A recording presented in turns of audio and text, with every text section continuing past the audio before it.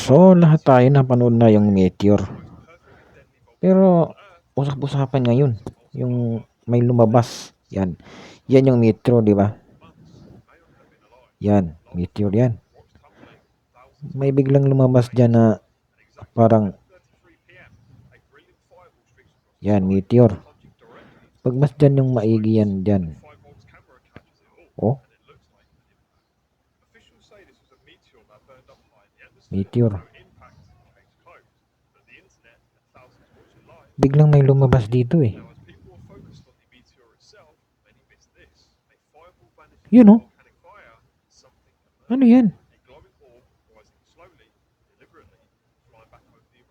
Kuha yan ng live stream ha. Ayan oh. Yan.